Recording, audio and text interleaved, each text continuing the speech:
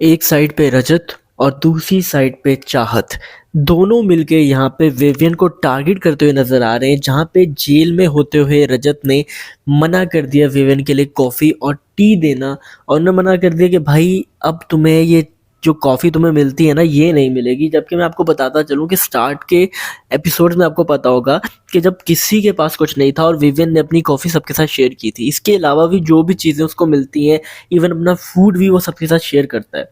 But होता ये है कि जब बात आती है आप पे, आपका देखा जाता है कि आप कैसे हो। अब रजत की जो ड्यूटीज है उसमें ये शामिल ही नहीं है कि आप किसी का राशन रोक सकते हो। आप सिर्फ उसकी क्वांटिटी और मेन्यू में क्या है वो डिसाइड कर सकते हो कि आपने मेन्यू में क्या देना है। आप ये डिसाइड ही नहीं कर सकते आपने क्वांटिटी कितनी देनी है, ठीक है। और आपको चीज़ें तो देनी ही पड़ेंगी।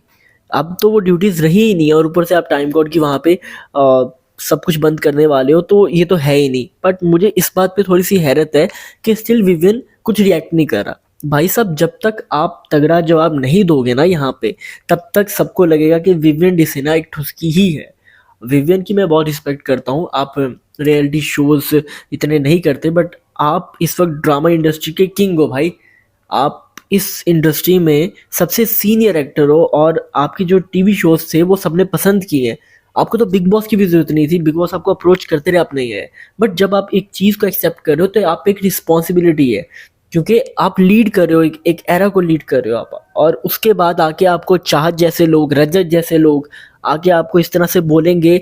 और अब आप देखो ना, चाहत का इशू क्या है, मुझे ये समझ नहीं आ रहा कि जब तुम्हें कुछ नहीं बोल रहा था विवियन, तब तुम्हें इशू, जब तुम्हें कुछ बोले तब तुम्हें इशू। अब विवियन ने से कुछ भी नहीं बोला मैडम, फिर भी विवियन डिसेना, विवियन डिसेना, तुमने एक लड़की को भाई साहब क्या ये क्या चल रहा है मैडम। अब वो कुछ नहीं बोल रहा तब भी तुम्हें उससे फुटेज चाहिए, अगर वो कुछ बोलेगा तब भी तुम्हें उससे फुटेज चाहिए। अब यार ये रजत दलाल को कोई समझाए भाई साहब, ये क्या इधर धमकियां देने का कुछ बनता ही नहीं है कारण। तू जितनी भी धमकियां दे ले भाई, इस बिग बॉस के घर में कुछ कर ही नहीं सकते। वो ठुसकी वाला काम ही है। सही से गेम खेल, किसी को बहन कहता है उसके बाद अगले अगले पल तो उसकी चुगलियां कर रहा होता है करणवीर के साथ बैठ के। तो भाई तू भी अपने आप को जो फेयर फेयर कहता है ना, वो भी नहीं है, तू फेयर नहीं है भाई, ये तू मान जा, ठीक है। तू इस नाव पे भी नहीं चढ़ रहा था ना, इस नाव पे तू किस किनारे पे है, ठीक है। इनका पता ही चार एक साथ है, एटलीस्ट पता तो है एक साथ है। तुम किस साइड पे हो तुम्हारा तो पता नहीं ना। तुम लोग एक दूसरे के लिए स्टैंड लेते हो। शिल्पा करणवीर के लिए स्टैंड लेती, करणवीर शिल्पा के लिए अक्सर जगह पे स्टैंड ले लेता है। और उसके बाद शिल्पा कहती कि नहीं तुमने नहीं लिया। तो समझ ही नहीं आती कि भाई इनकी गेम क्या चल रही है। इनका कोई ओपिनियन नहीं है, इनकी कोई बात नहीं है, बेतुकी बातें, बेतुकी वजह। चाहत का तो ये कि विवेन से गेम है और विवेन पे ही है। विवियन से सब कुछ फुटेज लेना है इसने, ठीक है। इसके अलावा इस गेम मैडम का कोई गेम है ही नहीं। भाई बस कर दो, कितना फुटेज लोगी विवियन से। हद होती है एक चीज की भाई। इतनी तुम्हें फुटेज दे तो दी है विवियन ने।